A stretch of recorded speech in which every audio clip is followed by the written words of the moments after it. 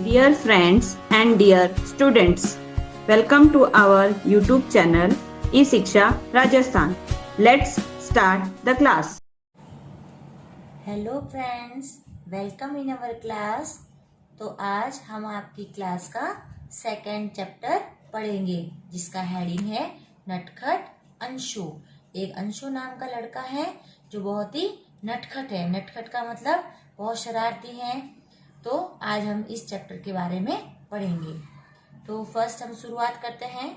अंशु 11 वर्ष का लड़का था। वह ओसोम के एक छोटे से गांव में रहता था। एक लड़का है जिसका नाम अंशु है और वो एक छोटे से गांव में रहता है। वह बहुत ही गरीब है और उसके पिता एक ठेकेदार के पास दिन भर काम करके 2 जून की रोटी मुश्किल से ही जुटा पाते थे। मतलब उनकी जो आर्थिक स्थिति थी वो बहुत ही कमजोर थी। वो उसके पिता भी एक ठेकेदार के अंदर मतलब उसके अंदर काम करते थे और मात्र सिर्फ 2 वक्त की रोटी ही वो बड़ी मुश्किल से जुटा पाते थे। उनका काम बहुत जोखिम भरा था। काम था जो उनका वो बहुत ही ज्यादा जोखिम भरा था और वो सुबह उठकर दूसरे मजदूरों के साथ जंगल में लकड़ी काटने जाते थे। यह था उनका काम। जंगल अनेक जंगली जानवरों से भरा था। आपको पता है ये जंगल में तो क्या होते हैं, जंगली जानवर होते हैं। उनके साथ गार्ड भी जाते थे। गार्ड होते हैं ना, वो उनकी रक्षा करते हैं। उनके पास बंदूक वगैरह होती है, तो कोई जंगली जानवर आ भी जाए तो उससे उनकी वो रक्षा करते थे। सेफ्टी के लिए उनके साथ गार्ड होते थे। लेकिन फिर भी जंगली जानवर के हमला करने का खतरा लगातार बना रहता था। इन सब के बावजूद भी मन में डर रहता था कि कहीं से कोई जंगली जानवर न आ जाए। अंशु उनका पुत्र था। वह एक बुद्धिमान बालक था। अंशु नटखट होने के साथ साथ बुद्धिमान भी था। वह पास के विद्यालय में कक्षा 6 में पढ़ता था। जिस तरह आप क्लास 6 में पढ़ते हो ना, वह भी 6 क्लास में ही पढ़ता था। वह न सिर्फ पढ़ने में होशियार था अपितु आज्ञाकारी भी था। वो होशियार भी था, बुद्धिमान भी था, लेकिन साथ साथ वह सबकी आज्ञा का पालन भी करता था। उसे कोई भी काम बोल दे तो वो कभी मना नहीं करता था। इसलिए उसके सारे शिक्षक उसे बहुत प्यार करते थे। क्यों करते थे? क्योंकि वह सबका कहना मानता था। वह प्रतिदिन सुबह स्कूल जाता तथा शाम को ठेकेदार के दफ्तर पर पहुंचकर अपने पिता के प्रतीक्षा किया करता था। वह रोज कहाँ जाता? सुबह सुबह स्कूल, जिस तरह आप जाते थे। अभी तो बंद है, तो वह भी स्कूल जाता था और शाम को ठेकेदार के दफ्तर पर पहुंचकर, जहाँ उसके पिताजी काम करते थे ना, वहां जाकर बैठ जाता और अपने पिताजी का इंतजार करता। प्रतीक्षा का मतलब ये उसका रोज का नियम था, रोज का रूटीन बन गया उसका। वह शाम को पिताजी के साथ ही घर वापस आता था। आज छुट्टी का दिन था। क्या था? संडे था उस दिन। परंतु अंशु के पिता काम पर जा रहे थे। उनकी छुट्टी नहीं थी। स्कूल की तो छुट्टी थी, लेकिन अंशु के पिताजी की छुट्टी नहीं थी। पिता को तैयार होते देखकर अंशु बोला, पिताजी क्या आप आज घर पर नहीं रहेंगे? अंशु ने कहा, जिस तरह मेरी छुट्टी उस तरह आपकी छुट्टी नहीं है क्या? आप घर पे नहीं रहोगे क्या? आपने मुझसे वायदा किया था कि आज आप दोपहर को मुझे मेला दिखाने ले जाएंगे। उनके गांव के आसपास कोई मेला लगा होगा, तो उन्होंने अंशु से वादा किया था कि अंशु आज अपन मेला देखने जाएंगे। तो अंशु ने कहा कि आज तो आपने मुझसे प्रॉमिस किया था कि आप मुझे मेला दिखाओगे और आप तो अपने काम पे जा रहे हो। फिर अंशु के पिताजी ने कहा, हाँ बेटा, मैं आज जल्दी घर आ जाऊंगा। मैं तो जा तो रहा हूँ, लेकिन जल्दी ही वापस आ जाऊंगा। उसके बाद हम मेला देखने जाएंगे। इस तरह फिर अंशु बोला, पिताजी मैं भी आपके साथ जंगल चलूंगा। और उसको भी इच्छा हुई कि वो भी आज पिताजी के साथ जंगल में जाए। मैं आपको कार्य करते हुए देखना चाहता हूँ। फिर बेटे की जिद देख पिता ने उसे समझाया। पिताजी ने कहा कि नहीं अंशु, जंगल में बहुत खतरनाक जंगली जानवरों से भरा हुआ है। मैं वहाँ अपना कार्य करते हुए तुम्हारा ध्यान नहीं रख पाऊंगा। उसके पिताजी ने कहा कि मैं तो अपने काम में बिजी हो जाऊंगा, तो तुम्हारा ध्यान कौन रखेगा? इसलिए तुम घर पर ही रहो। मैं जल्दी ही वापस आ जाऊंगा। मैं वापस जल्दी आ जाऊंगा, तुम घर पर ही रहना। लेकिन बेटे को जिद करते हुए देख अंशु की माँ बोली। लेकिन बेटा बहुत जिद कर रहा था, तो उसकी माँ ने कहा कि आप क्यों मना कर रहे हो? गार्ड तो आपके साथ रहते ही हैं। बोले गार्ड तो है ना, वो ध्यान रखने वाले। फिर किस बात का खतरा है? अनचाहे मन से अंशु के पिताजी उसे अपने साथ ले जाने को तैयार हो गए। तो आखिरकार अंशु के पिताजी साथ तैयार हो गए कि हाँ चलो ठीक है, कोई बात नहीं, तुम मेरे साथ आज जंगल में चलो। अब अंशु अपने पिताजी के साथ जंगल में चल दिया। जैसे ही उन्होंने जंगल में प्रवेश किया, अंशु डर गया। क्यों डरा? क्योंकि जंगल तो बहुत सुनसान होता है, बहुत बड़ा होता है। उसने अपने पिताजी का हाथ कसकर पकड़ लिया। उसे डर लगा, इसलिए उसने पिता का हाथ पकड़ लिया और उनसे बिल्कुल सटकर चलने लगा, मतलब उनके बिल्कुल नजदीक नजदीक पास पास चलने लगा। जल्दी ही जंगल में उस स्थान पर पहुंच गए जहां उसके पिताजी कार्य करते थे। तो आखिर वहां पहुंच गए जहां उसके पिताजी काम करते थे, लकड़ियां काटते थे। तब अंशु के पिता ने कहा कि तुम गार्ड के साथ रहो, अकेले कहीं मत जाना। उसके पिताजी ने कहा कि मैं तो काम में लग जाऊंगा, लेकिन तुम गार्ड के साथ ही रहना, उसको छोड़कर कहीं अकेले मत चले जाना। अंशु ने सिर हिलाकर हामी भर दी। ऐसे अपना सिर हिलाया और बोला कि हाँ, मैं कहीं नहीं जाऊंगा, मैं गार्ड के साथ ही रहूंगा। फिर क्या हुआ? उसके पिता कुछ समय में ही अपने कार्य में व्यस्त हो गए। अपने कार्य में व्यस्त हो गए मतलब उनका मन जो है अपने काम में लग गया और गार्ड भी अपनी बंदूक के पास में रखकर बैठ गए।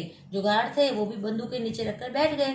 अंशु को बैठे बैठे घूमने की इच्छा हुई। अंशु अब बोर हो रहा था कि बैठे बैठे क्या करूं। उसको लगा कि मुझे घूमना चाहिए, तो वो गार्डों से नजर बचाकर जंगल की तरफ चल दिया। जितने भी गार्ड बैठे थे ना, उन सब से बचकर धीरे धीरे चुपके से वो जंगल की तरफ चला गया। उसने किसी को भी नहीं बताया कि मैं जंगल में जा रहा हूँ। वह जंगल में घूमते घूमते बहुत खुश था। वह घने जंगल की तरफ बढ़ता जा रहा था। धीरे धीरे वो इतना डीपली चला गया कि उसे खुद को पता नहीं चला। धीरे धीरे उसका डर भी कम होता जा रहा था। वह अपने पिता की चेतावनी को भूलकर घने जंगल में अंदर जा रहा था। उसे पिता द्वारा दी गई चेतावनी, कौन सी चेतावनी? कि यहाँ से अकेले कहीं मत जाना, लेकिन वो भूल गया और वो जंगल के अंदर चला गया। वह चलते चलते एक तालाब के पास पहुंच गया। ये देखो, ये तालाब दिख रहा है ना आपको, ये अंशु बैठा है। तो वो एक तालाब के पास पहुंच गया और तालाब के चारों ओर की हरियाली देखकर उसके आनंद की सीमा नहीं थी। अब उसके तालाब था, तालाब के चारों ओर हरियाली, पेड़ पौधे, पक्षी वगैरह उड़ते दिखाई दिए, तो उसको बहुत खुशी हुई। अनेक पक्षी तालाब के पास उड़ रहे थे, बतख जल में तैर रही थी। अंशु सब कुछ भूलकर वहां एक पेड़ के नीचे बैठ गया। वो उसको देखने लग गया, उसका मन उनको देखने में लग गया और यह दृश्य देखने लगा। कितना अच्छा दृश्य है, बतख पानी में जा रही हैं, सब खेल रहे हैं। फिर तभी क्या हुआ? अचानक से एक ध्वनि सुनाई दी। तभी अचानक से उसे कोई आवाज सुनाई दी। तो उसने घूमकर देखा तो तालाब के किनारे एक बारहसिंगा पानी पी रहा था। एक पशु होता है बारहसिंगा, मतलब उसके सींग ऐसे होते हैं अलग ही, और वो बहुत तेज भागता है। तो वो वहां पानी पी रहा था।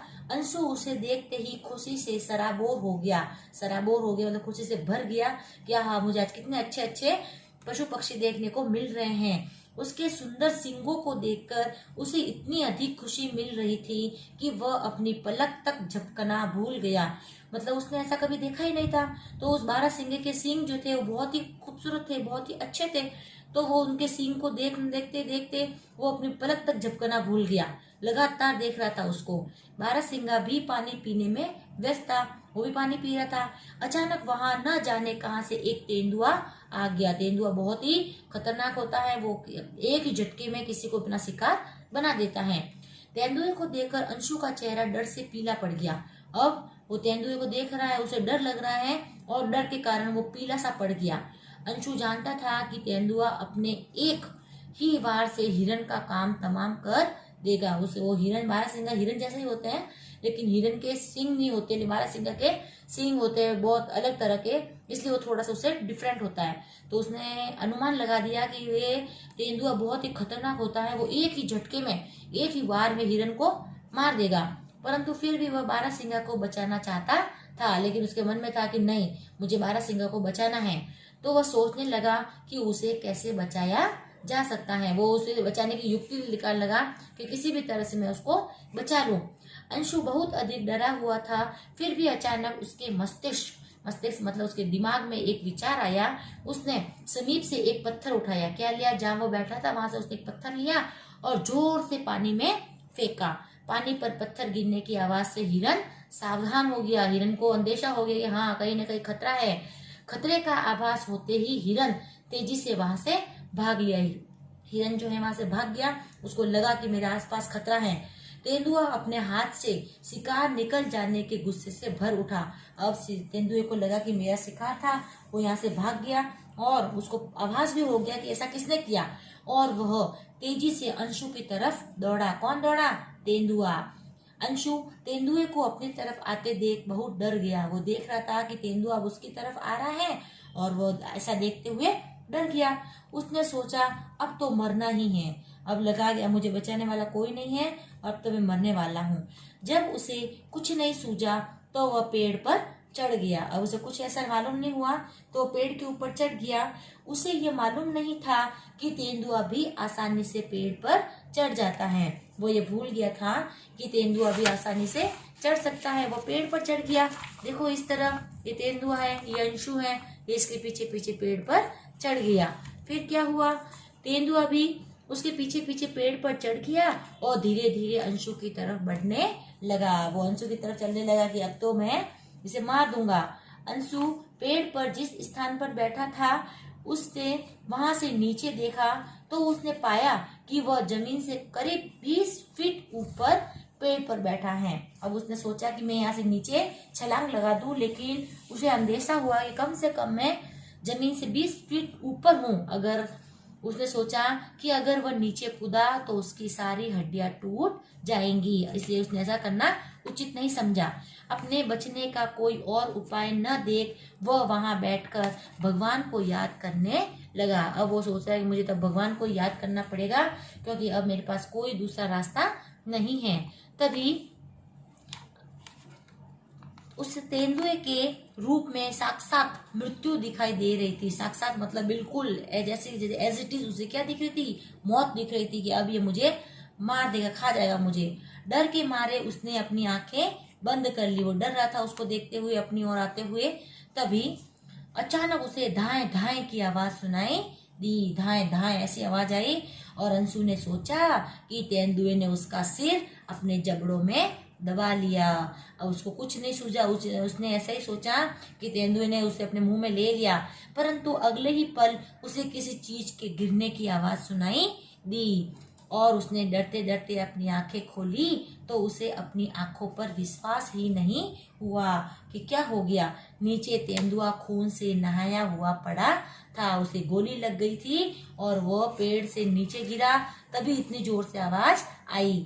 उसने हैरान होकर अपनी नजर घुमाई तो उसे अपने पिता गार्ड के साथ भागकर तालाब की ओर आते हुए दिखाई दिए। जब उसने देखा तो वो गार्ड के साथ उसके पिताजी आ रहे थे और उस गार्डों की बंदूक से अभी तक धुआं निकल रहा था। गार्ड थे ना, उन गार्डों ने अपनी बंदूक से उस तेंदुए पे निशाना लगाया जिससे गोली चली और उसमें से धुआं अभी तक निकल रहा था।